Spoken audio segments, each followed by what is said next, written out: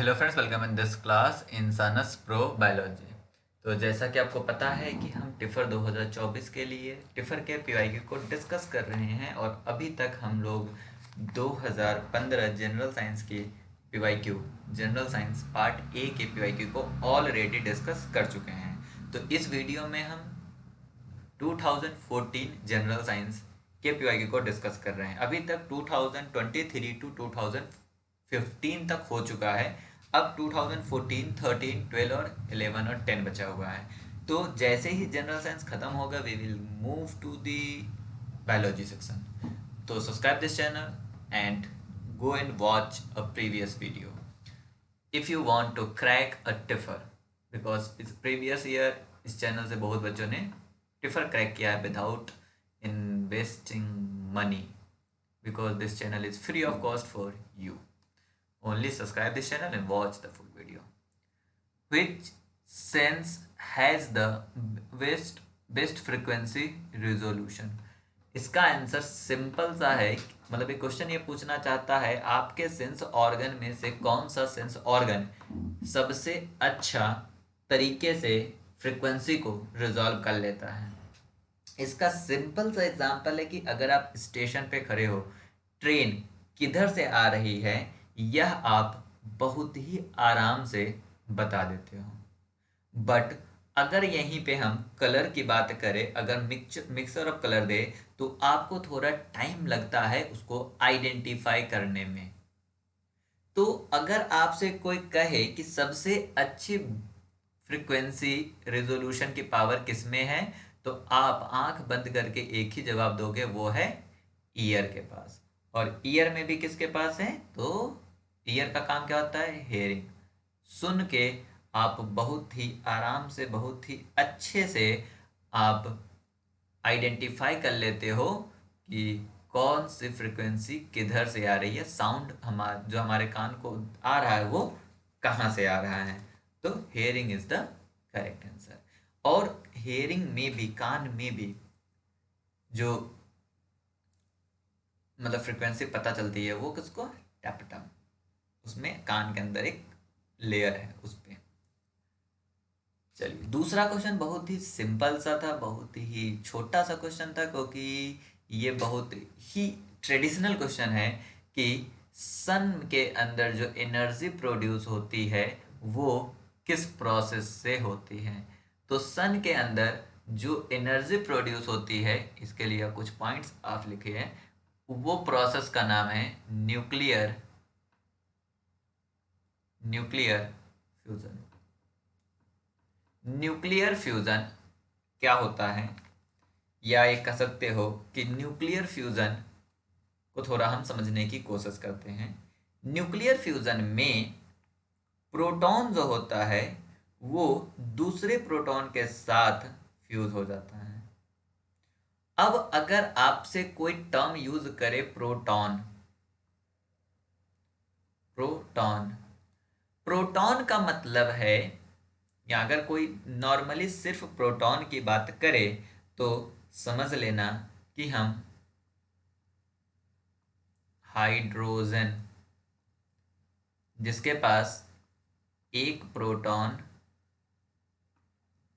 और एक इलेक्ट्रॉन होता है, तो एक प्रोटॉन वाला जो हाइड्रोजन का होता है उसको हम क्या करते हैं?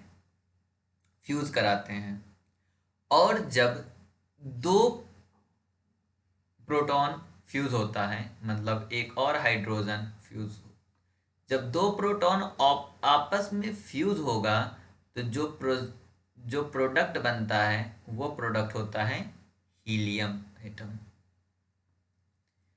क्योंकि हीलियम एटम के कोर में, हीलियम एटम के न्यूक्लियस में दो प्रोटॉन और दो इलेक्ट्रॉन होता है। और चूंकि यहाँ पे प्रोटॉन प्रोटॉन आपस में फ्यूज हो रहे होते हैं, इसलिए इस रिएक्शन को हम बोलते हैं प्रोटॉन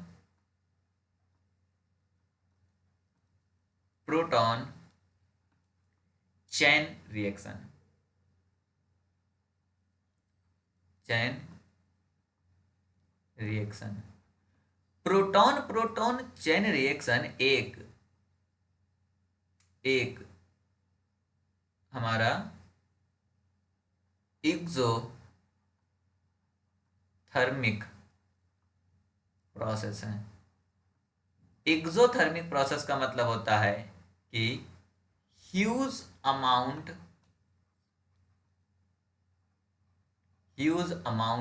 ऑफ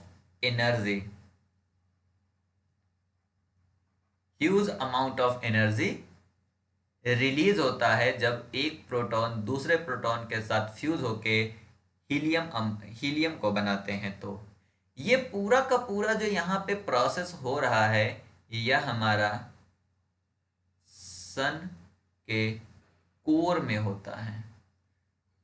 सन के कोर में ये होता है और ये सन के कोर में होके एनर्जी जो रिलीज होती है, चूंकि ये सन से हो रही है इसलिए इसे हम सोलर एनर्जी कहते हैं। मीन्स सोलर एनर्जी जो है, solar energy is created by nuclear fusion. क्योंकि यहाँ पे क्या हो रहा है, एटम का न्यूक्लियस आपस में फ्यूज हो रहा, बिकॉज प्रोटॉन कहाँ होता है, न्यूक्लियस के अंदर, and that is take place in the sun. Fusion occurs when photon of hydrogen atom violently collide in the sun's core and fuse to create a helium atom। और proton proton जो होती है वो reaction करके हमारा क्या बनाती है, हीलियम एटम, और ह्यूज अमाउंट ऑफ एनर्जी ये रिलीज करती है। तो अगर आपसे पूछा जाए कि सोर्स ऑफ एनर्जी क्या है सन के अंदर, तो न्यूक्लियर फ्यूजन है। Second is the correct answer for this question. Nuclear fusion का मतलब होता है टूटना। फोटो इलेक्ट्रिक इफेक्ट का होता है कि एक मतलब ऑब्जर्व होना इलेक्ट्रोमैग्नेटिक वेव का। इस क्वेश्चन को समझ लो क्योंकि ये क्वेश्चन 2 बार आ चुका है। What sum of all numbers from 1 to 10 to power 6 1 million. इसके लिए फार्मूला है sum of the first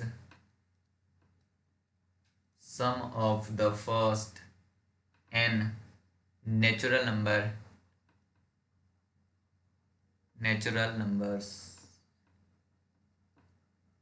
numbers equal to n plus 1 by 2, that is a formula। तो अब हम यहाँ पे बताते हैं। तो n हमारे पास कितना है, 10 to power 6। तो सम ऑफ कितना होगा, 1 2 3 1 2 3 इंटू 1 2 3 1 2 3 प्लस 1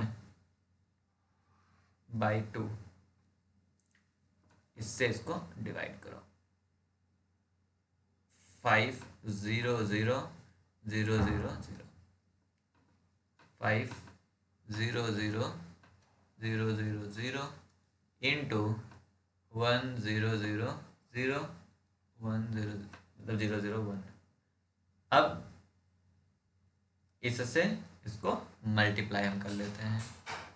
0 0 0 0 1 इंटू 5, तो आएगा 5 0 0 0 0 0 5। इसके आगे कितना है, 2 2 2 3 2 5, 1 2 3 4 5, देख लो 2 3 5 और 3 2 5 3 2 5। तो that is the correct answer for this question. इस क्वेश्चन को सोल्व करने के लिए आपके पास क्या एक इनिशियल इन्फॉर्मेशन होनी चाहिए थी, ये। तो इसको क्या करो, नोट करके कहीं पे इसको नोट कर लो। क्यों, क्योंकि ये सेम क्वेश्चन टिफर ने 2 बार पूछा है। Same question without change any digit 2 बार इस क्वेश्चन को पूछा गया है। तो आई रिक्वेस्ट यू कि टिफर में पेपर रिपीट होता है, तो इसलिए हम यही आपसे सजेस्ट करेंगे कि बहुत ही ध्यान से समझो, क्योंकि टिफर एग्ज़ाम निकालना डिफ़िकल्ट टास्क नहीं है। और अगर टिफर एग्ज़ाम आप निकाल लेते हो तो जस्ट मेल मी, वहाँ पे एडमिशन लेना बहुत ही आसान है। बस अपने इंटरव्यू के लिए अपने आप को थोड़ा प्रिपेयर करने की ज़रूरत है, वो भी बहुत आराम से हो जाएगा। यहाँ लिखा है 4 friend A, B, C and D are sitting on the wall. Seen from the front से देखा, A is sitting next to the B, C is sitting somewhere to the left. Possible arrangement कितना है देखियो, इसमें एक दो चीज़। एक तो A is sitting next to the B, मतलब A और B एक साथ ही होंगे, A और B एक साथ होंगे। दो पॉसिबिलिटी है A और B की, A B ऐसे हो सकते हैं या फिर ऐसे हो सकते हैं, next to the each other. यहाँ पे एक है कि जो C है, C वो हमारा अगर यहाँ पे कहीं पे D है तो C हमेशा लेफ्ट में होगा, C हमेशा क्या होगा, लेफ्ट में होगा। तो सबसे पहले हम C को लेफ्ट में बनाएं, C D और A B लिख दें। अगर हम C यहाँ पे लिखे और A B को नीचे ले आए, अंदर ले आए, तो ये हो जाएगा A B और ये हो जाएगा D। यहाँ पे भी C लेफ्ट में है, A B next to each other है। फिर हम C को यहीं पे रखें और इस B A में B को इधर ले जाएं और A को इधर ले जाएं, तो यह भी ऐसे पॉसिबल है। C को यहाँ पे रखें, इस वाले में हम A, ओके यहाँ पे हमने पहले बोल दिया A B। अब C को आप यहाँ पे रखो और यहाँ पे D ले लो, फिर B है और फिर A, that is a possible. ये हो गया 2 और 2 4। अब इसके अलावा आप यहाँ पे C B, एक हो गया आपका C D A, मतलब C D B है, फिर एक आप B A कर लो और फिर आपका C और D कर दो, तो यहाँ भी आपका C लेफ्ट में ही है। फिर C D A B, 1 2 3 4 5, फिर C B A D और C A और B C A B D हो चुका है। फिर C B E D हो गया है, फिर A B, ओके हाँ A B आपने कहीं नहीं लिखा, A B C D। तो ये आपके टोटल कितने हैं, 1 2 3 4 5 एंड 6। दिस 6 पॉसिबल कॉम्बिनेशंस हैं इस इंफॉर्मेशन पे, तो इसका आंसर आपका C है। ऐसे क्वेश्चन बहुत बार मैंने सॉल्व करे हैं, तो ये बहुत ही इजीली आप इसे सॉल्व कर सकते हो, इसमें कोई दिक्कत है नहीं। That is the another question. While giving a lecture on the mic, you hear a searching, scratching, feedback sound। तो जब आप माइक में देते हो, ये क्वेश्चन जो है लॉजिकली आप दे सकते हो, इसका आंसर लॉजिकली बता सकते हो, क्योंकि अगर आपने कभी माइक में बोला होगा तो आपने फील किया होगा कि आवाज़ जो है घर घर आने लगता है, तो वो आवाज़ रिपीट हो जाता है। तो उसको आप कैसे उसे फिक्स करते हो, तो सबसे पहले क्या करते हो, साउंड में जो माइक होती है उसकी साउंड को कम कर देते हो, मतलब स्पीकर के साउंड को कम कर देते हो और माइक को पास ले आते हो, माउथ के पास। तो पहला ही आंसर दे रखा है कि decrease the speaker volume and move the mic closer to your mouth. तो ये आप कर सकते हो, लेकिन ये मतलब लॉजिकल था, इसमें कोई वो नहीं है, बट बाकी ऑप्शंस देख लो कि क्या जो हमने ऐसा सोचा वो सही है। अगर इंक्रीज करेंगे तो साउंड जो है और ज़्यादा प्रोड्यूस होगा और फीडबैक साउंड और ज़्यादा मुझे मिलेगा, और अगर माउथ के पास लेके जाएंगे तो वो हमारा चूँकि इंक्रीज है साउंड वॉल्यूम, तो वो और ही ज़्यादा मतलब एको करेगा पूरे के पूरे रूम में। डिक्रीज द साउंड ठीक है, बट यहाँ पे क्या लिखा है, move the mic further for the mouth. तो क्या होगा, साउंड और कम हो जाएगा ना, दूर करोगे तो साउंड कम होगा, इसलिए हम दूर नहीं कर सकते माइक को, तो आवाज़ ही नहीं जाएगा। यहाँ पे ठीक है, इंक्रीज है, इंक्रीज कर दिया तो ही ऐसे ही हट जाएगा। तो इसलिए हम इसके मोस्ट अप्रोप्रिएट आंसर है ए, कि साउंड के वॉल्यूम को डिक्रीज, मतलब स्पीकर के वॉल्यूम को डिक्रीज करके माउथ के पास अगर हम माइक को ले जाते हैं तो then we will fix the scratching feedback sound. इस क्वेश्चन के लिए एक थ्योरी आपको पता होना चाहिए, और थ्योरी क्या है कि ये पता होना चाहिए कि जो फ्रूट फ्लाई है उसका ब्लड होता कितना है। तो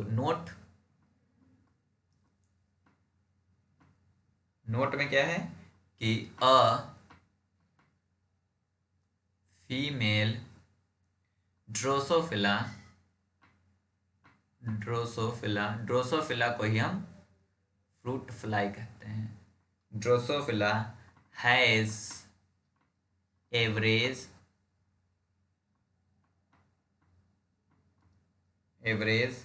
ब्लड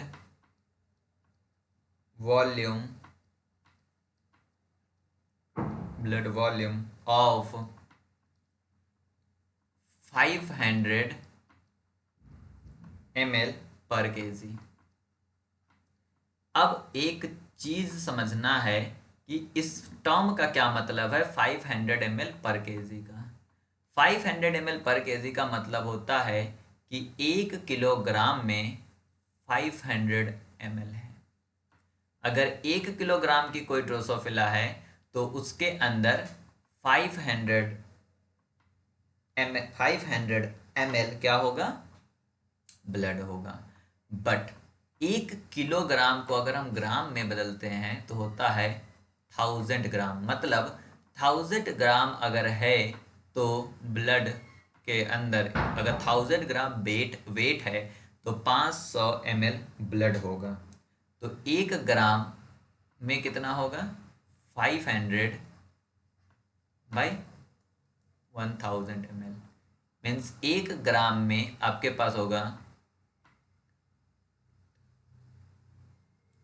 0, मतलब 1 में क्या होगा आपका 0.5 ml। अब 1 ग्राम हो गया, बट यहाँ पे है कितना ग्राम वेट, 2 मिलीग्राम। अब इसके आगे हम जो क्वेश्चन में दे रखा उसको यूज कर लें। तो 1 ग्राम अगर वेट है तो 0.5 ml क्या है हमारा मिलीलीटर ब्लड है। तो 2 मिलीग्राम अगर है तो क्या होगा 0.5 इंटू 2 ml, मीन्स 1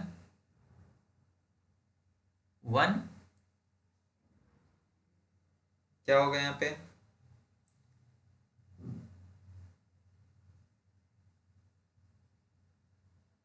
ml।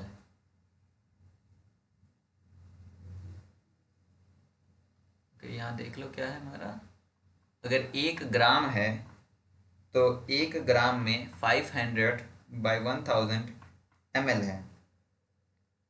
ठीक है, तो अगर यहाँ पे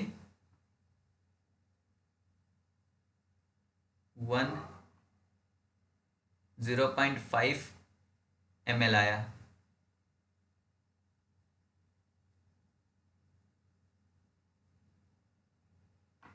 ओके। अब इसको यहाँ पे कुछ मैंने मिस्टेक करा है, वापस चलते हैं। वापस में ये है कि यहाँ पे देखिए 1 ग्राम में 500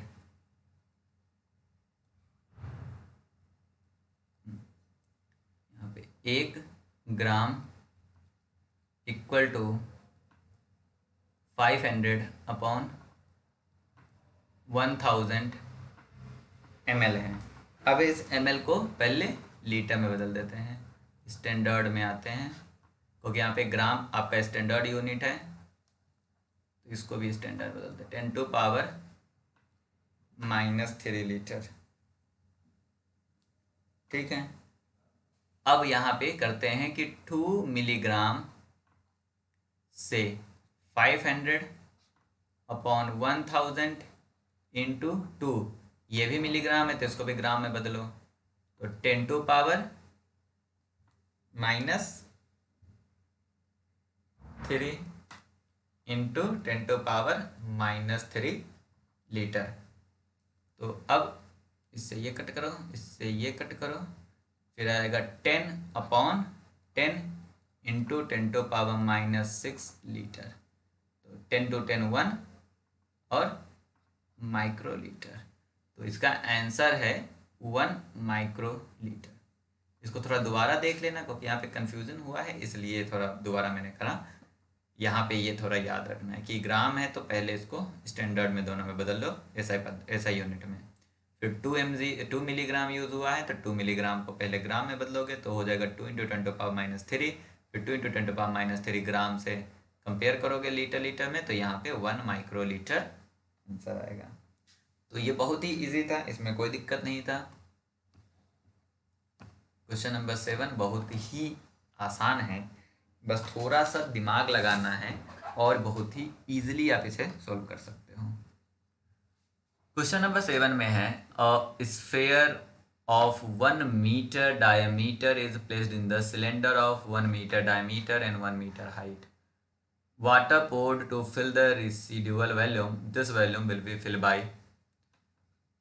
देखो, सबसे पहले मैंने कल ही जो पुरानी वाली वीडियोस में मैंने बोला है कि ज्योमेट्री से बहुत क्वेश्चन आते हैं, तो ज्योमेट्री के फार्मूले आपके पास याद होने चाहिए। तो अगर आपका स्फीयर का वॉल्यूम पूछेगा तो होता है 4/3 पाई आर स्क्वायर, यहाँ पाई आर क्यूब। यहाँ पे आपका बोला है कि 1 मीटर डायमीटर है, अगर डायमीटर डी हमारा 1 है तो आर कितना होगा, आर होगा 1/2। तो यहाँ पे क्या होगा 4/3 पाई आर 0.01/3। अब इसको करो 4/3 पाई 1/8, तो 4 2 ज़ा 8, 4 2 ज़ा 8 मीन्स पाई/6 मीटर क्यूब। ये आपका है वॉल्यूम ऑफ स्फीयर। और इस वॉल्यूम ऑफ स्फीयर को हमने एक डायमीटर के सिलेंडर और 1 मीटर की हाइट वाले सिलेंडर में रखा। अब यहाँ पे हम लिखते हैं volume of cylinder pi r square h. Pi है, आर जो है यहाँ भी होगा 1/2 का स्क्वायर और एच आपका 1 है, मीन्स पाई/4 मीटर क्यूब आपका क्या है, वॉल्यूम है सिलेंडर का। अब अगर हम इस सिलेंडर में इसके रख दे तो कितना रेसिडुअल वॉल्यूम होगा, रेसिडुअल वॉल्यूम देखो कितना होगा। रेसिडुअल वॉल्यूम होगा सिलेंडर की वॉल्यूम में से हम स्फीयर की वॉल्यूम को माइनस कर दें, ये आएगा आपका 12। तो 4 3 ज़ा 12, 3 पाई -2 पाई, ये हो जाएगा पाई/12 मीटर क्यूब। तो पाई/12 मीटर क्यूब इतना अभी आपके पास स्पेस है, किसमें, उस सिलेंडर में। और इससे इन्होंने वाटर के वॉल्यूम, इतना ही वॉल्यूम वाटर फिल कर दिया है। अब ये पूछ रहे हैं कि 50 सेंटीमीटर डायमीटर का स्फीयर कितना इसके अंदर हम डाल सकते हैं इस वॉल्यूम में। तो हमें इस ऑप्शन से उतनी वैल्यूम कैलकुलेट करनी है जो कि 12 मतलब पाई/12 के इक्वल हो। यहाँ पे एक कॉमन चीज़ है कि हर वॉल्यूम में दे रखा 50 सेंटीमीटर 50 सेंटीमीटर 50 सेंटीमीटर। तो हम क्या करेंगे, यहाँ पे 50 सेंटीमीटर डायमीटर है, हम ले लेते हैं, अज्यूम करते हैं कि 50 सेंटीमीटर की हम यूज़ कर रहे हैं। इसका आर हम अज्यूम करते हैं, मतलब अज्यूम नहीं करेंगे, आर हम बताएंगे कि यार यहाँ पे कितना है 25 सेंटीमीटर। ये हो गया हमारा आर। क्योंकि 50 मीटर का हमारे पास क्या है, 50 मीटर का हमारे पास वो है 50 सेंटीमीटर की डायमीटर है। तो अगर 50 सेंटीमीटर की डायमीटर है तो कितना होगा, ये 25 आएगा ना। अब हम इसका निकालते हैं वॉल्यूम। वॉल्यूम जो है आएगा पाई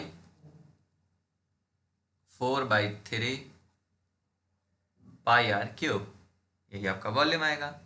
तो यहाँ से लिखेंगे हम 4/3 और पाई, और आर क्यूब क्या है 25, 25 और 25। बट हमें पता लगाना है कि कितना मतलब कितने नंबर को, कि यहाँ पे सिर्फ इसी के साथ दिया ना 1 स्फेयर, तो एक स्फेयर इसको सॉल्व करोगे तो ये नहीं आएगा, मैं पहले बता दूं, क्योंकि 25 चौका 100 और 25 25 625, तो 625,000 ऐसे है, यहाँ पाई बाई क्यूब है, तो ये तो नहीं आएगा, डेफिनेटली ये नहीं आएगा। दूसरा, ये सेंटीमीटर में है और ये हमारा मीटर में है, तो हम क्या करें, इस सेंटीमीटर को मीटर में बदल देते हैं। काम करते हैं, यहीं पे बदल देते हैं सेंटीमीटर को मीटर में, तो जिससे कि थोड़ा सही रहे। सेंटीमीटर को मीटर में बदलने के लिए हम क्या करेंगे, सेंटीमीटर को मीटर में बदलने के लिए 100 से हम डिवाइड करेंगे, मीटर हो गया, 100 से डिवाइड करेंगे मीन्स 50 बाई, यहाँ पे 2 से डिवाइड कर दो तो 200 मीन्स 1/4 मीटर आएगा। अब 1/4 यहाँ पे आपका जाएगा, ये 1/4 1/4 और 1/4, तो एक 4 तो 4 कट जाएगा, आपका आया π/3 × 4 × 4। ठीक है, ये हो गया वॉल्यूम ऑफ सेंटीमीटर।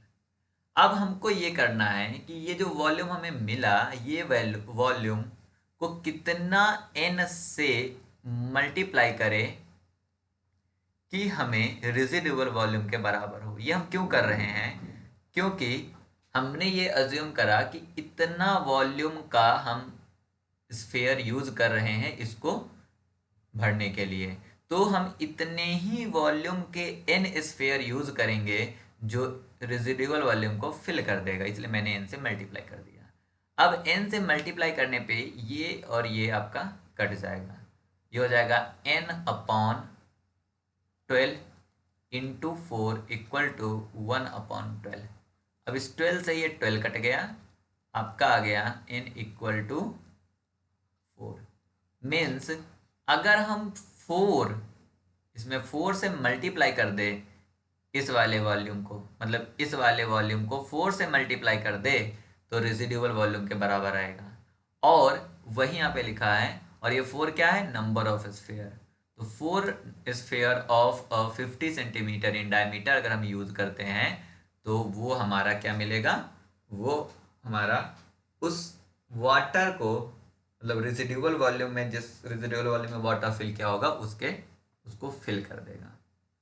ओके, इसको दोबारा देख लेना बहुत ही आराम से, क्योंकि ऐसे क्वेश्चन पूछे जाते हैं, थोड़ा कंसेप्ट लगाना होता है, थोड़ा दिमाग लगाना होता है, और आराम से आप ऐसे क्वेश्चन को सॉल्व कर सकते हो। यहाँ पे है, if I am dropped somewhere remote on earth without a watch and compass, which of the following I can not determine from the local visual observation. भाई लोकल विजुअल ऑब्जर्वेशन से अगर आप होरिजन देखते हो, अगर आप होरिजन देख लो तो डेफिनेटली होरिजन जो होती है लैटिट्यूड को बताती है। ठीक है, मतलब आप खड़े होके होरिजन देखो, that is shown as a latitude. तो latitude of local visual observation से बता सकते हो, नॉर्थ बता सकते हो, लोकल टाइम बता सकते हो, बट लैटिट्यूड जो लॉन्गिट्यूड जो है वो आप विजुअल ऑब्जर्वेशन से नहीं बता सकते हैं, लॉन्गिट्यूड नहीं बता सकते। लैटिट्यूड बता सकते हो, आप होरिजन देखो और बता दो कि हाँ आप किस लैटिट्यूड पे हो। नॉर्थ और साउथ आप वहाँ के विजुअल ऑब्जर्वेशन से बता सकते हो, उसका लोकल टाइम भी आप विजुअल ऑब्जर्वेशन से बता सकते हो, बट लॉन्गिट्यूड आप कभी भी वहाँ के मतलब लोकल विजुअल ऑब्जर्वेशन से नहीं बता सकते।